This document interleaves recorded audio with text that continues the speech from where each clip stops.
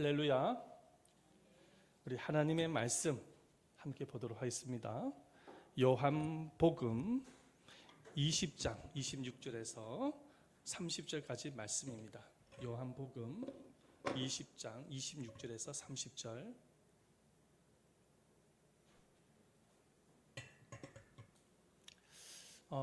PPT를 보시면 다 나와 있습니다. 우리 다 같이 한 목소리로 함께 읽도록 하겠습니다.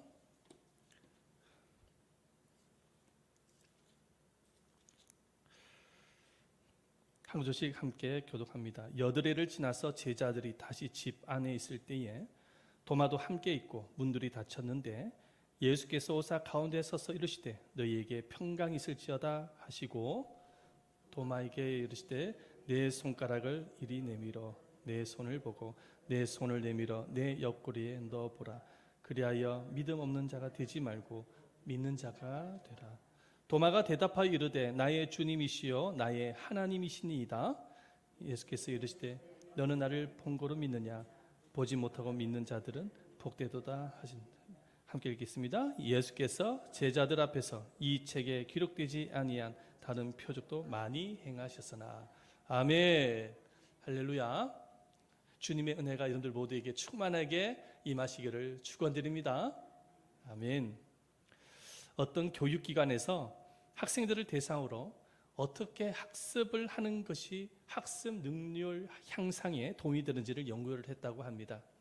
연구 결과, 다음에 보여주세요. 단순히 책만 읽게 되어졌을 때는 한 10%밖에 기억이 남지 않는다고 합니다. 자, 그런데 듣기만 한 것은 20%만 기억이 남게 되고 보기만 한 것은 30%만 기억이 남는답니다. 듣고 본 것은 50%까지 기억이 남게 되고 읽고 듣고 보고 말을 할 때에 70%만이 기억이 남는다고 합니다. 자, 그런데 한 걸음 더 나아가서 읽고 듣고 보고 말을 하는 것뿐만 아니라 직접 내가 그것을 해 보았을 때에 경험을 하게 되어졌을 때에 90%까지 기억이 남는다는 사실을 알게 되어졌습니다. 한마디로 이 학습 능률 향상에 가장 큰 도움이 되는 방법은 직접 학습을 체험해 보는 것이라는 것입니다. 그래서 최근에 유행처럼 확산되고 있는 학습 방법이 바로 체험 학습입니다. 교실 수업에서 읽고 들었던 수업을 직접 현장에 가서 경험을 해보는 것입니다. 이런 체험 학습이 학교들마다 확산이 되고 있는 것을 보게 되어집니다. 모든 학습이 체험이 중요하듯이 여러분 신앙에도 체험이 중요합니다. 다시 말해서 머리로만 아는 지식적인 신앙에서 벗어나서 정말로 체험적인 신앙이 필요하다는 것이죠. 그 이유는 체험이 없는 신앙, 지식만 가지고 있는 신앙은 신앙이 깊지 못해서 어떤 상황과 환경에 따라 믿음이 흔들릴 수도 있는 것이죠. 갈대처럼 흔들릴 수도 있는 것입니다. 하지만 우리가 체험을 하게 되어졌을 때에 그 신앙 매우 깊이 들어가게 되어지는 것입니다. 그래서 어떠한 환경과 상황 속에서도 흔들리지 않는 견고한 믿음을 갖게 되어지고 그리고 스스로 신앙생활을 잘할 수 있게 되어지는 것입니다. 그래서 성경을 보면은 하나님께로부터 쓰임받았던 믿음의 선조들은 모두가 다 체험 신앙을 가지고 있습니다. 우리 야곱을 한번 생각을 해볼까요? 야곱은 할아버지가 아브라함이고 아버지가 이삭입니다. 할아버지와 아버지로부터 하나님에 대한 이야기를 참 많이 들어서 하나님에 대해서 나름대로 잘 알고 있는 사람이었습니다. 그런데 야곱이 처음으로 살아계신 하나님을 만나게 되어진 것은 돌베개를 하고 잠을 잤던 베델에서 하나님을 처음으로 만나게 되어집니다. 에서 자신을 죽이려고 했던 에서 형을 피해서 도망을 가다가 베델이라는 곳에서 너무 육체가 피곤해서 잠이 들고 말았습니다. 그런데 꿈을 꾸게 되어졌는데 사닥다리가 땅에서 하늘까지 연결이 되어지더니 천사가 오르락 내리락 하는 것을 보게 되어집니다. 그러면서 하나님의 음성을 듣게 되어지는데 바로 이런 음성을 듣게 되어집니다. 창세기 28장 13절 말씀인데요. 다 같이 한 목소리로 읽어보도록 하겠습니다. 시작. 또 본즉 여호와께서 그 위에 서서 가르사대 나는 여호와니 너희 조부 아브라함의 하나님이요 이삭의 하나님이라. 너 누운 땅을 내가 너와 내 자손에게 주리니. 하나님의 음성을 듣게 되어져요.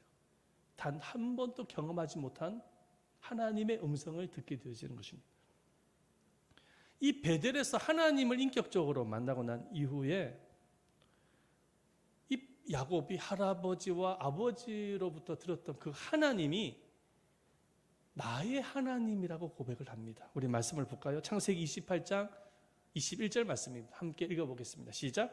나로 평안히 아비 집으로 돌아가게 하시오면 여호와께서 나의 하나님이 되실 것이요. 나의 하나님이라고 고백을 드리는 거예요. 이 야곱은 생생한 하나님을 체험하게 되어진 것입니다. 이야기로만 들었던 하나님을 직접 체험하게 되어진 것이죠. 여러분, 사무엘 선지자를 한번 생각을 해보십시다. 사무엘은 불임으로 오랫동안 고통을 받았던 이 한나, 어머니 한나가 서원 기도 끝에 낳은 아이입니다. 서원 기도 끝에 낳은 아이예요. 그래서 어머니 한나는 자신이 하나님 앞에 서원한 대로 사무엘이 젖을 떼자마자 하나님께 바쳐집니다. 그래서 이 사무엘은 어렸을 때부터 성전에서 성장하게 되어집니다. 성전에서 제사장 밑에 교육을 받으면서 섬기면서 성장을 하게 되어집니다.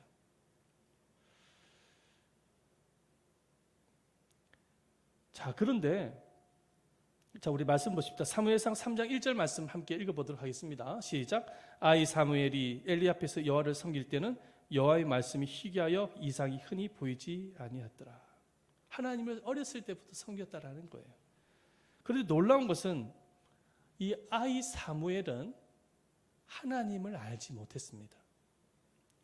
그 어느 날 이 사무엘이 성전에서 잠을 자기 위해서 침대에 누웠는데 음성이 들립니다. 사무엘아, 사무엘아. 처음에 이 사무엘은 자신의 스승이었던 엘리 제사장이 자신을 부른다고 생각을 했습니다. 그래서 이 사무엘이 엘리 제사장에게 가서 나를 부르셨습니까? 그랬더니 엘리 제사장이 잠자리에서 일어나더니 아니, 내가 너를 부른 적 없다. 그러니 가서 누워서 자라. 이렇게 말을 합니다. 그래서 사무엘은 그 말을 듣고 다시 침대에 누웠는데 또 음성이 들리는 것입니다. 사무엘아, 사무엘아. 그래가 엘리 제사장이 또 자신을 부른 줄 알고 또 갔더니 엘리 제사장이 왜 이렇게 나를 귀찮게 하냐면서 내가 너를 부른 적이 없다. 그러니 침대에 가서 누우라고 또 말을 합니다. 그래서 이 엘리 제사장의 말대로 사무엘은 침대에 가서 눕게 되어지는데 그때 성경은 다음과 같이 증거하고 있습니다. 우리 말씀을 보십시다. 사무엘상 3장 7절 말씀이죠. 함께 읽어봅니다. 시작. 사무엘이 아직 여호와를 알지 못하고 여호와의 말씀도 아직 그에게 나타나지 아니한 때라. 이 말씀을 잘 보십시오. 사무엘은 모태신앙입니다. 어머니 한나가 하나님을 잘 믿었던 사람이에요. 그래서 사무엘을 하나님께 맡긴 거예요. 모태신앙에다가 사무엘은 어렸을 때부터 성전에서 성장을 했습니다. 신앙의 교육을 받으면서 성전에서 하나님을 섬기면서 성장했다는 거예요. 자, 그런데 오늘 이 말씀을 보면 사무엘이 아직 여호와를 알지 못하고 말씀하고 있습니다. 하나님을 모른다는 거예요. 모태신앙에다가 어렸을 때부터 하나님을 배우면서 성장했던 사무엘이 하나님을 아직 모른다고 말씀하고 있는 것입니다. 이 말씀에서 알다라는 단어의 의미는 히브리 용어로 야다라는 단어를 쓰는데 이 말의 의미는 어떤 의미냐면은 체험하다라는 의미를 갖고 있는 것입니다. 다시 말해서 사무엘은 아직 하나님을 만난 경험이 없었던 거예요. 그래서 여호와를 알지 못했다 이렇게 말씀을 하고 있습니다. 그런데 드디어 사무엘은 하나님을 경험하게 됩니다. 엘리 제사장이 너 침대에 가서 누워라 내가 너를 부르지 않았다라고 말을 하니까 사무엘이 그 말을 듣고 잠을 자기 위해서 또 다시 침대에 눕게 되어지는데 그때 또 다시 음성이 들립니다. 사무엘아, 사무엘아. 하나님의 법궤가 있는 그곳에서 음성이 들리기 시작하는 거예요. 그때 사무엘은 이 음성은 엘리 제사장의 음성이 아니라 하나님의 음성임을 알게 되십니다. 단 한 번 들어보지 못했던 주님의 음성을 듣게 되어진 것이죠. 그때 사무엘이 이렇게 고백을 합니다. 말씀하옵소서 주의 종이 듣겠나이다. 우리 말씀 보십시다. 사무엘상 3장 10절 말씀이죠. 읽어봅니다. 시작. 여호와께서 임하여 서서 전과 같이 사무엘아 사무엘아 부르시는지라. 사무엘이 이르되 말씀하옵소서 주의 종이 듣겠나이다 하니. 할렐루야.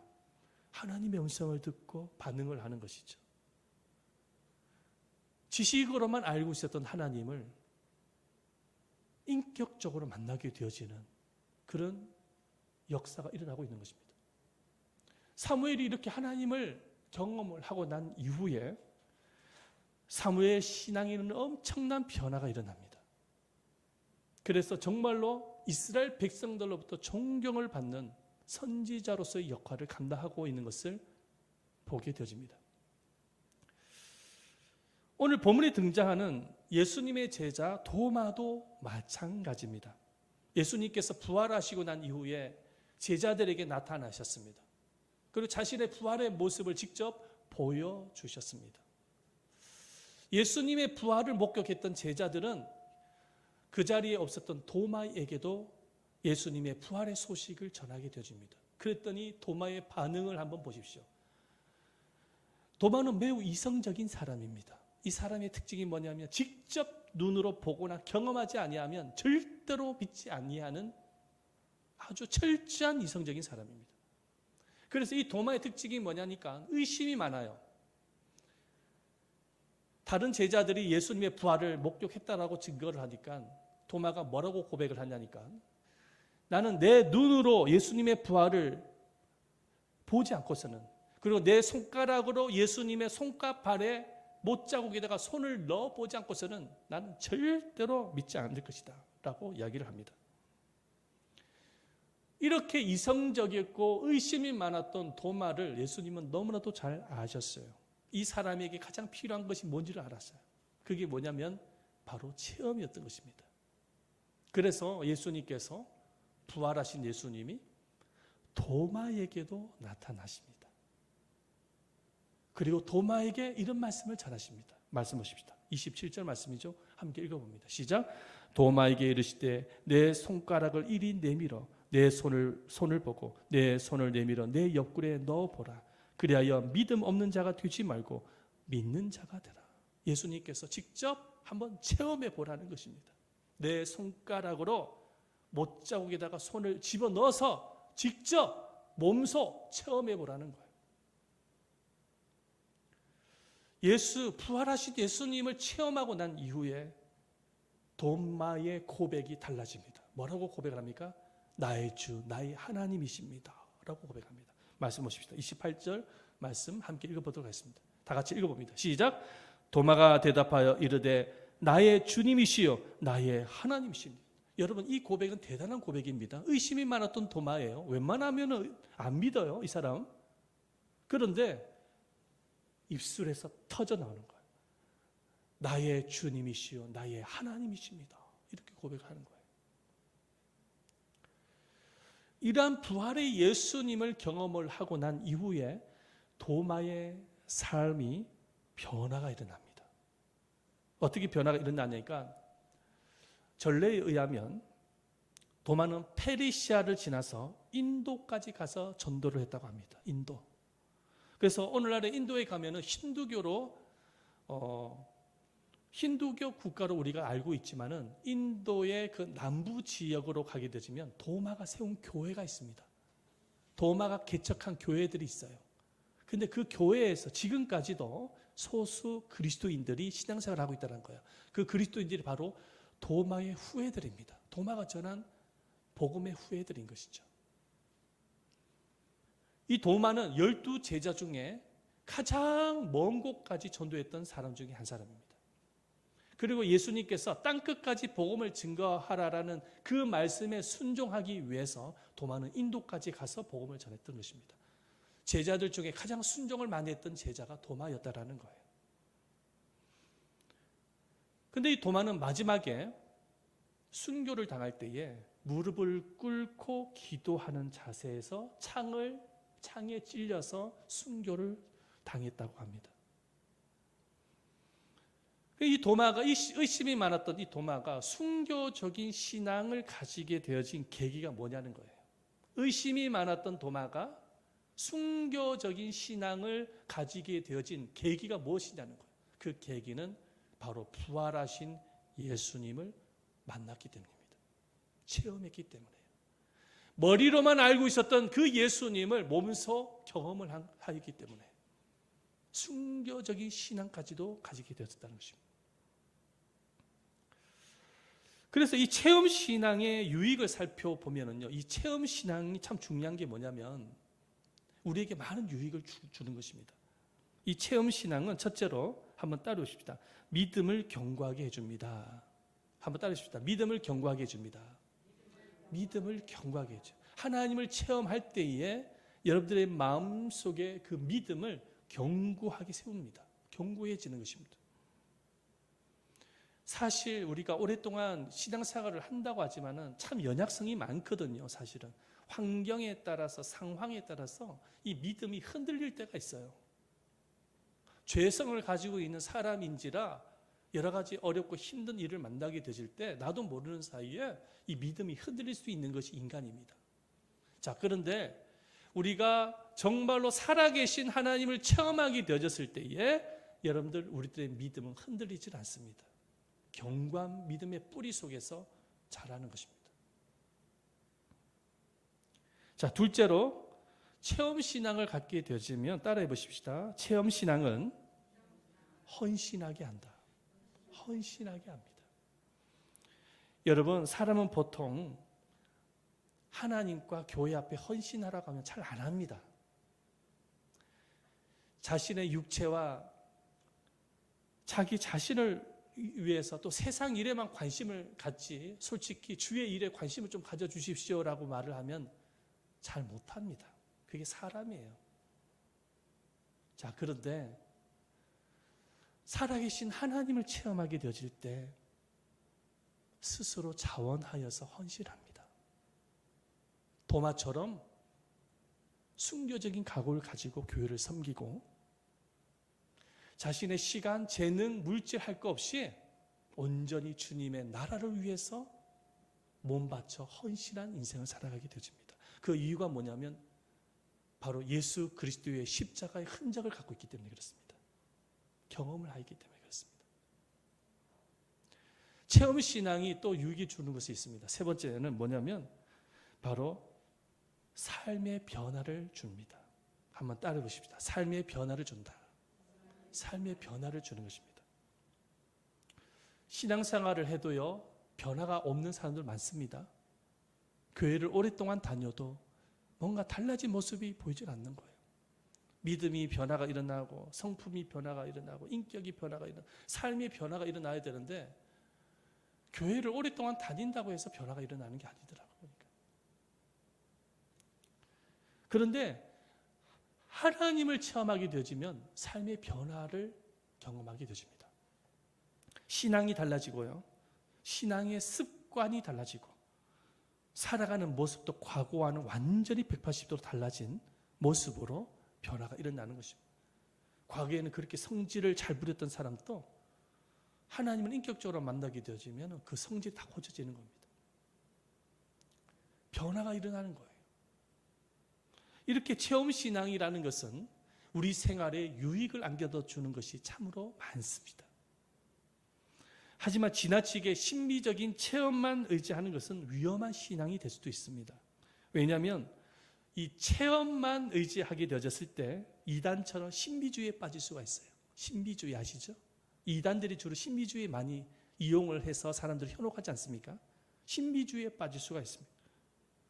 그리고 또 한 가지가 뭐냐면 특별한 체험이 없으면 자신의 신앙이 낡은 신앙으로, 문제 있는 신앙으로 착각하고 오해하고 시험이 듭니다. 그래서 체험이 있는, 특별한 체험이 있는 신앙을 가진 사람들을 굉장히 부러워하기도 하고, 체험이 없는 자신의 신앙은 뭔가 문제가 있다고 시험이 들 가능성이 있습니다. 우리가 체험 신앙만 쫓게 되어지면 이런 문제가 발생할 수가 있습니다. 그리고 무엇보다도 하나님은 체험을 통해서만이 자신을 나타내지는 않습니다. 물론 체험을 통해서 하나님은 나타내시기도 하시지만 체험을 통해서도만 나타내시는 거 아니에요. 하나님께서 궁극적으로 자신을 계시하시고 나타내시는 것은 말씀입니다. 믿으시길 바랍니다. 말씀을 통해서 역사합니다. 그래서 어떤 사람은 체험 없이도 하나님의 말씀을 읽고 그리고 듣는 가운데에서 자연스럽게 예수를 믿게 되어지고 그리고 하나님을 알게 되어지는 성도도 있습니다. 그러나 우리가 반드시 알아야 될 부분이 있습니다. 무엇이냐면 경험을 배제한 지식적인 신앙은 깊이 있는 신앙을 갖기가 어렵다는 것입니다. 깊이 있는 신앙을 갖기 어려워요. 하나님을 더 깊이 있게 만나지를 못해요. 그리고 신앙의 열정에도 성숙에도 걸림돌이 되어집니다. 체험 신앙이 없을 때, 하나님을 경험하지 못할 때, 하나님을 인격적으로 만나지 못하게 되었을 때 그렇다는 것입니다. 그래서 참 신앙은 뭐냐면 지식과 경험의 균형이 있어야, 균형이 있는 신앙이 참 신앙입니다. 한번 따라 보십시다. 참 신앙은 지식과 경험의 균형이다. 균형이 있는 것입니다. 하나님을 아는 지식도 필요하겠지만 체험도 있어야 된다는 것. 이 두 가지가 함께 균형이 있을 때에 참 신앙을 갖게 되어서 하나님의 은혜를 경험하게 되어지고 믿음이 견고하게 되어지고 뜨거운 열정을 가진 성숙한 신앙으로 성장할 수가 있는 것입니다. 자, 그렇다면 오늘날 하나님은 어떤 방법으로 체험 신앙을 갖게 하실까요? 어떤 방법으로 체험 신앙을 갖게 하실까요? 도마가 경험했던 것처럼 부활하신 예수님이 갑자기 뿅 하고 나타나서 살아계신 하나님, 부활하신 예수님을 경험하게 하실까요? 과연 그러실까요? 그런 방법으로 주님은 오늘날 체험신앙을 주시질 않습니다. 예수님은 체험신앙을 원했던 도마에게 이렇게 말씀을 하시죠. 우리 말씀을 함께 읽어봅니다. 요한복음 20장 29절 말씀이죠. 함께 읽어보겠습니다. 다 같이 한 목소리로 읽어보겠습니다. 시작. 예수께서 이르시되 너는 나를 본고로 믿느냐? 보지 못하고 믿는 자들은 복되도다 하시니라. 아멘. 체험을 원했던 도마에게 궁극적으로는 이렇게 말씀하세요. 뭐라고 말씀이냐?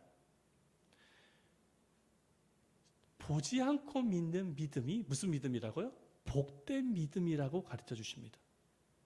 보지 않고 믿는 믿음이 복된 믿음이라는 거예요.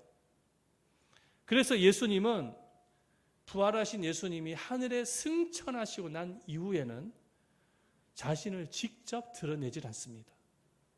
예수님이 승천을 하시고 난 이후부터는 이 세상의 사람들 중에 예수님을 직접 목격했다는 사람은 단 한 사람도 없습니다. 도마에게 오늘 주님께서 말씀하신 것처럼 보지 않고 믿는 그 복된 믿음을 심어주시기 위해서 예수님은 스스로 자신을 드러내질 않는 것이죠. 아마도 불신자들 중에 만약에 예수님이 직접 뿅 하고 나타나셔서 나를 믿으라면 안 믿을 사람은 아무도 없을 거예요. 그러나 그 믿음은 복된 믿음이 아니기 때문에 예수님은 자신을 스스로 드러내지를 않는 것입니다. 그렇다면 오늘날 예수님께서 우리들에게 이 복된 믿음을 심어주기 위해서 하나님은 어떤 방법을 통해서 체험케 하실까요? 어떤 방법을 통해서 우리의 믿음을 심어주시기 위해서 체험케 하실까요? 첫 번째입니다. 다 같이 한번 읽어봅니다. 읽어보겠습니다. 시작. 말씀의 계시로 체험하게 하시는 것입니다. 오늘날 하나님은 하나님을 체험하게 하시는 방법이 첫 번째가 뭐냐면 말씀의 계시라는 것입니다. 할렐루야. 여러분, 이 계시라는 말은 다음 거 보여주세요.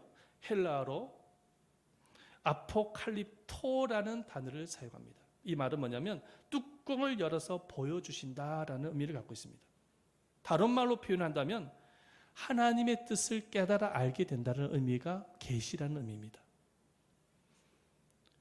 그래서요, 예수님은 반드시 말씀을 통해서 자신을 드러내십니다. 믿으시길 바랍니다. 자, 오늘 우리가 이 예배 시간에 무엇을 듣고 있습니까? 말씀을 듣고 있는 것입니다. 이 말씀을 통해서, 이 말씀의 계시를 통해서 예수님은 자신을 나타내시는 것입니다. 그래서 요한복음 5장 39절 말씀에 이렇게 말씀하고 있죠. 아니, 39절입니다. 39절 읽어봅니다. 시작. 너희가, 크게 한번 읽어봅니다. 시작.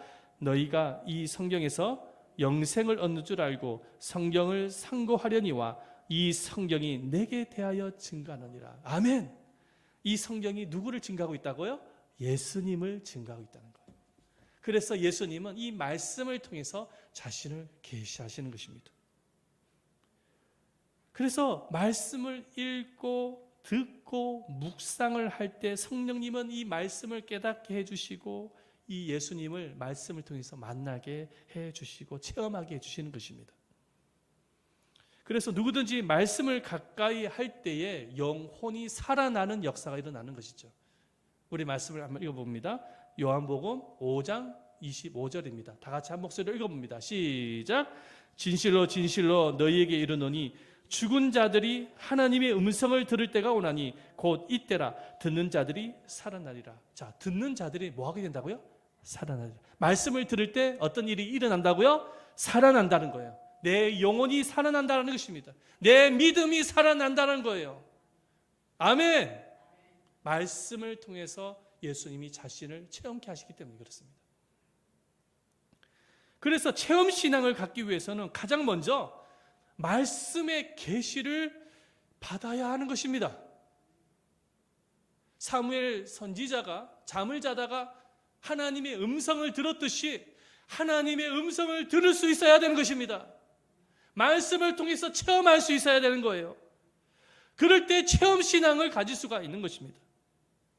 그런데 일주일 내내 말씀 한 장도 안 읽고 듣지도 않고 묵상하지도 않고 이렇게 일주일 동안 내내 말씀 없이 인생을 살아가게 되지면 절대로 하나님을 체험할 수 없습니다.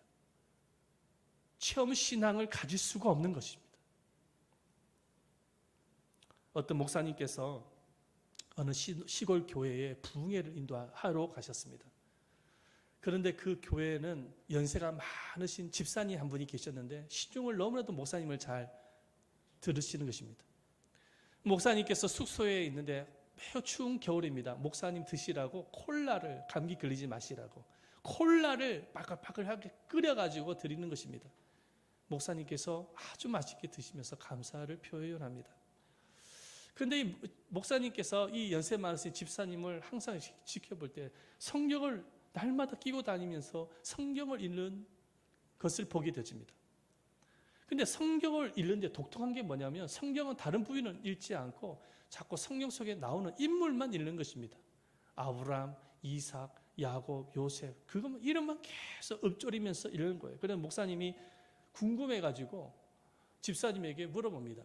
집사님, 아니 성경에는 수많은 광대한 내용이 있는데 왜 다른 성경을 읽지 않고 자꾸 성경의 인물만 읽으십니까? 라고 말을 했더니 물어봤더니 그 집사님이 하시는 말씀이 아유 목사님 이제 조금 더 있으면은 내가 주님의 품으로 가게 될 텐데 성경을 왜 읽습니까?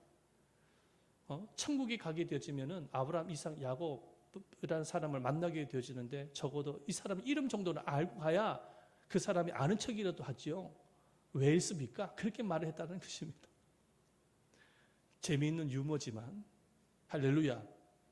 여러분 성경을 배제하고서는 성경을 읽지 않고서는 체험신앙 꿈에도 꾸지 마십시오. 교회 오랫동안 다녀도 성경을 가까이 하지 않고서는 절대로 주님을 만날 수 없습니다. 그래서 첫 번째 우리가 체험신앙을 갖기 위해서는 말씀의 계시를 들으셔야 되는 거예요. 오늘날 성령님은 말씀의 영이십니다. 믿으시길 바랍니다. 말씀의 계시를 들어야 돼요. 말씀의 계시를 받아야 믿음이 생기는 거예요. 복된 믿음을 갖게 되시는 거예요. 두 번째가 뭐냐면 어떤 방법으로 주님은 체험신앙을 갖게 하실까요? 두 번째입니다. 읽어봅니다. 시작. 기도 응답으로 체험하게 하십니다. 오늘날 주님은 기도 응답으로 체험을 주십니다. 하나님은 살아계심을 증거로 나타내기 위해서 성도의 기도에 응답을 하십니다. 그래서 성경은 이렇게 말씀을 하고 있지요. 다 같이 한번 읽어봅니다. 요한복음 14장 14절 말씀이죠. 다 같이 한번 목소리를 읽어보겠습니다. 크게 한번 읽어봅니다. 시작. 내 이름으로 무엇이든지 내게 구하면 내가 시행하리라. 믿습니까? 여러분 이 진리의 말씀을 믿으시길 바랍니다. 내 이름으로, 예수의 이름으로 무엇이든지 내게 구하면 내가 시행하리라. 할렐루야. 우리 옆 사람과 한번 인사하십시다. 뒷사람과도 인사하십시다. 기도 응답으로 체험하게 하십니다. 인사하겠습니다. 시작. 기도 응답으로 체험하게 하십니다. 할렐루야. 기도 응답으로 체험하게 하세요. 기도 응답으로. 저 어느 권사님의 기도 간증이 생각이 나는데요. 이 권사님은 매일같이 하루에 한 끼씩 금식을 하시는 권사님이세요. 그리고 철야 기도를 좋아하세요. 그래서 밤늦게까지 성전에서 기도를 하시고 집에 돌아가시는 권사님이십니다. 추운 겨울이었어요. 교회가 굉장히 추웠습니다. 그럼에도 불구하고 권사님이 기도하기 위해서 교회를 찾으셨습니다. 철야 기도를 하시는데 말이죠. 기도를 하시다가 잠이 드셨어요. 자, 그런데 누군가가 오셔가지고 말이죠. 잠이 들었는데 권사님이 이불을 덮어주시더래요. 이불을 덮어주니까 너무 그 이불이 포근하게 느껴지더라는 것입니다. 그래가지고 이제 잠에서 깨셨어요. 깨셔가지고 이렇게 만졌는데 또 이불이 없는 것입니다. 알고 보니까 예수님께서 오셔가지고 이불을 덮어주신 것이었어요. 예수님께서 사랑의 이불을 덮어주신 거예요. 날씨가 너무 추웠기 때문에 감기 걸리지 마시라고 이불을 덮어주신 것이었습니다. 기도를 하시다가 이런 체험을 하고 난 이후에 권사님의 기도가 더 깊어지고 그리고 기도에 더욱더 매진하게 되어지는 것을 보게 되어집니다. 네, 기도 응답입니다. 네. 기도를 하니까는 핸드폰으로 응답이 오는 것입니다. 할렐루야. 여러분, 기도를 할 때에 이런 하나님의 신비한 체험을 하게 되어지고 응답을 받을 수가 있는 것이죠. 여러분들 지금까지 믿음의 생활을 해오면서 기도 응답을 경험해 보신 적이 있으실까요? 있으시죠? 자, 기도 응답을 통해서 하나님을 알게 되어지고 체험하게 되어지는 거예요. 모트라는 유명한 무신론자가 있습니다. 예수를 불신하는 사람이었습니다. 이 모트라는 사람은 기독교를 굉장히 미워했습니다. 그래서 기독교를 핍박하기 위해서, 기독교를 비판하기 위해서 성경을 읽기 시작했습니다. 왜냐하면 알아야 비판할 수 있으니까. 그런데 성경을 읽다가 예수를 믿게 되어져서 크리스찬이 되고 말았습니다. 오히려 반대가 되고 말았어요. 모트라는 사람이 크리스찬이 되고 난 이후에 성경을 쭉 읽다가 가장 관심 분야가 뭐냐면 기도였어요. 그러면서 기도의 필요성을 느낀 거예요, 이분이. 그래서 이 기도를 좀 알아야 되겠다 싶어가지고 기독교 서점에 가가지고 기도에 관련되어진 서적 50권을 구입을 해가지고 읽기 시작했습니다. 50권을 돌파를 한 거예요. 성경을 읽듯이. 이분이 책 읽는 걸 그래 좋아하거든요. 그래서 기도에 관련된 책만 50권을 읽은 거예요. 그래서 기도 박사가 되고 말았어요. 기도가 뭔지를 다 아는 거예요. 누군가가 기도에 대해서 물어보면 대답을 다 하는 거예요. 기도 박사가 되고 말았습니다. 그래서 이 사람이 골방에 들어가서 자기도 한번 기도를 한번 해보겠다고. 그래가지고 두 손을 모으고 기도를 하는데 입이 떨어지지 않더라는 것입니다. 기도를 하는데 입이 떨어지지 않더래요. 기도가 안 나오더라는 것입니다. 그래가지고 노력 끝에 기도가 나오기 시작하더라는 거예요. 이 경험을 통해서 이분이 무엇을 알게 되냐면 기도에 대해서 머리로 아는 것과 기도에 대해 직접 하는 것은 큰 차이가 있다는 사실을 알게 되신 겁니다. 여러분, 지식으로 기도에 대해서 아는 것과 직접 기도를 하는 것은 완전히 다릅니다. 그래서 이분이 뭐라고 이야기를 했냐니까 나중에는 선교사님이 되어지는데 이분이 기도에서 이렇게 말을 합니다. 한번 따라해 보십시다. 기도를 배울 수 있는 방법은 기도를 통해서입니다. 할렐루야. 책을 읽어서가 아니라 기도를 통해서 기도를 알게 되어진다는 거예요. 우리가 정말로 기도를 알고 싶으면 기도를 많이 할 수 있어야 돼요. 그리고 기도 응답을 체험할 수 있어야 되는 것입니다. 살아계신 하나님을 만나고 싶으면 기도를 해서 기도 응답을 체험할 수 있어야 되는 것입니다. 그래서 어떤 사람은 기도 노트라는 것이 있어요. 거기에서 자기가 응답받고 싶은 기도 제목을 다 적습니다. 1번, 2번, 3번, 4번, 5번, 6번. 그래가지고 그 응답받고 싶은 그 기도 제목대로 늘 골방에 들어가서 기도하는 사람이 있습니다. 아주 훌륭한 신앙입니다. 그리고 나서 나중에 하나님께서 응답해 주신 것이 몇 개인지를 체크를 하는데 세상에 99%가 응답이 받았고 1%가 남았는데 그것도 응답받을 가운데 있는 것입니다. 이런 눈으로 직접 하나님의 기도 응답을 해주시는 것을 보면서 정말로 하나님은 살아계시구나, 하나님은 나와 함께하고 계시구나, 하나님이 나를 돕고 계시구나, 믿음을 갖게 되었다는 것입니다. 기도 응답의 체험이 있어야 돼요. 우리 학생들 기도 응답의 체험이 있어야 되는 것입니다. 그게 바로 믿음을 갖게 되어지는 방법인 거예요. 복된 믿음을 가질 수 있는 거예요. 오늘날 주님은 이런 방법을 통해서 자기를 나타내고 계시는 것입니다. 그래서 기도의 고삐를 놓치면 안 돼요. 기도하셔야 돼요. 할렐루야. 크게 한번 아멘 해주십시오. 오늘 식사를 다 하고 오셨나요? 크게 한번 아멘 해주십시오. 할렐루야. 아멘. 세 번째, 하나님은 오늘날 무슨 방법을 통해서 체험하게 하실까요? 한번 읽어보십시다. 세 번째입니다. 시작. 순종과 헌신의 축복으로 체험하게 하십니다. 순종의 축복으로 체험하게 하세요. 자, 성경에 나타나는 모든 기적은 순종의 결과로 나타납니다. 여러분들 잘 아는 나아만 장군이 문둥병자였지 않습니까? 그 소문을 듣고 선지자에게 기도를 받으면 낫는다라고 소식을 듣고 문둥병자니까 고침을 받고 싶어서 수단과 방법을 가리지 않겠지요. 그래서 선지자에게 오는 것입니다. 근데 선지자가 나아만 장군을 딱 보자마자 한마디 딱 던집니다. 뭐라고 하냐? 저 요단강에 가서 7번 몸을 담그고 목욕을 하라는 것입니다. 여러분 상식적으로 한번 생각을 해보십시다. 요단강 가서 몸을 담근다고 해서 낫겠습니까? 아니죠. 자, 그런데 이 나아만 장군이 선지자의 말이 하나님의 말씀으로 받아들이고 순종하는 마음으로 요단강에 가서 7번 몸을 담궜더니 문둥병이 싹 사라지고 깨끗한 피부로 치료가 되어졌다는 말씀입니다. 그게 성경에 기록이 되어 있어요.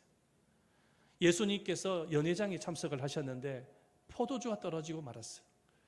마리아가 하인들에게 말을 합니다. 예수님이 뭐라고 말씀하시는지 순종해봐라. 예수님께서 물 항아리에다가 물을 담으라고 말을 합니다. 그리고 그 물을 떠서 연회장에 손님들에게 나눠주라고 말을 합니다. 이 하인들이 예수님의 말씀하신 그대로 순종하죠. 항아리에 담겨지는 물을 떠가지고 그대로 갖다 줬더니 물이 뭘로 변합니까? 포도주로 변화가 일어납니다. 그것도 지금까지 경험하지 못한 아주 맛진 포도주를 먹게 되지는 기적과 같은 역사가 일어나는 것입니다. 밤새도록 그물을 던져 고기 한 마리 잡지 못했던 베드로가 예수님께서 베드로를 향해서 말씀을 전하십니다. 저 깊은 데로 가서 그물을 내려 던져 고기를 잡으라. 밤이 막도록 고기를 잡으려 했지만 한마디로 잡지 못한 정보와 경험을 갖고 있는 베드로입니다. 예수님은 목수 출신에다가 베드로는 어부 출신입니다. 이 갈릴리 바닷가에 대해서는 누구보다도 상식을 갖고 있는 사람이 베드로입니다. 그런데 자신의 상식을 내려놓고 예수님이 말씀하신 대로 깊은 데로 가서 그물을 던졌더니 그물이 찢어지도록 고기를 잡는 기적을 경험하게 되어집니다. 여러분, 이렇게 성경에 나타나는 모든 기적에는 순종의 결과로 나타나게 되어지는 것입니다. 이 체험신앙을 갖기 위해서는 그래서 순종의 기적, 순종의 축복을 체험할 수 있어야 돼요. 내가 이렇게 순종을 했더니 이런 기적이 나타나더라. 내가 이렇게 순종을 했더니 이런 축복을 받았더라. 이런 간증들이 여러분들의 삶 속에 분명히 있어야 되는 것입니다. 농부가 씨앗을 뿌려서 열매를 기다리지 않습니까? 그렇죠? 그 씨앗을 뿌리게 되어지면은 나중에 그 씨앗이 자라서 나무가 되어지고 나중에는 열매를 맺게 되어지는 것입니다. 우리가 순종의 씨앗을 뿌리게 되어졌을 때 여러분 나중에는 축복의 열매를 반드시 맺게 되어집니다. 그래서 하나님의 말씀에 두 가지 원리가 있습니다. 그 말씀이 뭐냐면 하나님의 말씀에는 두 가지 원리가 있는데 첫 번째가 뭐냐면 하나님의 명령입니다. 하나님의 명령. 이렇게 해라, 이렇게 해라, 저렇게 하라. 하나님의 명령입니다. 그리고 또 한 가지가 뭐냐면 하나님의 약속입니다. 이렇게 하게 되어졌을 때 이렇게 약속을 해주겠다라는 말씀입니다. 그게 바로 성경에 하나님께서 우리에게 주시고자 하시는 성경의 원리인 거예요. 하나님의 명령, 하나는 하나님의 약속. 자, 그런데 중간에 뭐가 있느냐? 순종이 필요하다는 거예요. 순종했을 때에 그 명령을 받으세요. 우리 한 예로 말씀드리겠습니다. 시편 1편 2절 말씀 읽어봅니다. 시편 1편 2절입니다. 시작, 한번 읽어보겠습니다. 시작. 오직 여호와의 율법을 즐거워하여 그 율법을 주여로 묵상하는 도다. 이 말씀은 명령입니다. 율법을 어떻게 하는 거예요? 하나님의 말씀을 뭐 하라는 거예요? 즐거워해서 주여로 뭐 하라는 것입니까? 묵상하라는 거예요. 하나님의 말씀을 듣고 순종하라는 것입니다. 이 말씀이. 이것 하나님의 명령이에요. 자, 그런데 두 번째 보십시오. 3절 말씀 읽어봅니다. 하나님의 약속을 한번 보십시다. 읽어봅니다. 시작. 그는 시냇가에 심은 나무가 철을 따라 열매를 맺으며 그 잎사귀가 마르지 아니한 같으니 그가 하는 모든 일이 다 뭐하리라? 형통하리라. 하나님의 말씀을 즐거워해서 주야로 묵상하고 순종을 하면 뭐 어떻게 된다고요? 열매를 맺게 되고 형통하게 되어질 것이다. 이게 약속인 거예요. 아멘. 그러면 하나님이 명령하시고 약속을 하셨다고 한다면 하나님이 기대하시는 게 뭐냐면 순종인 것이죠. 순종할 때에 이런 형통의 축복을 누릴 수가 있는 것입니다. 그래서 우리가 이 순종의 축복을 체험을 많이 하게 되어졌을 때 여러분 믿음이 복된 믿음으로 성장할 수가 있는 것입니다. 하나님이 이렇게 세 가지 방법으로 우리를 체험케 하세요. 첫 번째, 말씀의 계시를 통해서. 두 번째, 기도 응답 체험을 통해서. 세 번째, 순종의 축복으로 하나님은 체험케 하셔서 우리들의 믿음을 견고하게 세워 가시는 것입니다. 이 세상은 점점 가면 갈수록 하나님을 부정하는 시대로 전락하고 있습니다. 더욱더 안타까운 것은 뭐냐면 믿는 성도들마저 믿음을 떠나서 불신앙의 세상으로 돌아가는 것을 보게 되어집니다. 왜 믿음을 떠나서 불신앙의 세상으로 빠져가는 것일까? 그 이유가 뭐냐면 체험신앙이 없기 때문에 그렇습니다. 눈으로 보여지지 않는 영적인 것들보다 눈에 보여지는 세상의 화려함, 달콤함, 거기 유혹에 빠져가는 겁니다. 왜? 영적 체험이 없기 때문에. 그래서 이 불신앙의 시대 속에서 믿음을 끝까지 견고하게 지켜나가기 위해서 필요한 것이 뭐냐면 은혜를 체험하는 거예요. 사랑하는 여러분, 여러분들 모두가 은혜를 체험하는 성도들이 되시길 바랍니다. 그냥 머리로만 아는 수준에서 그치지 마시고 살아계신 하나님을 몸소 체험하시기를 바랍니다.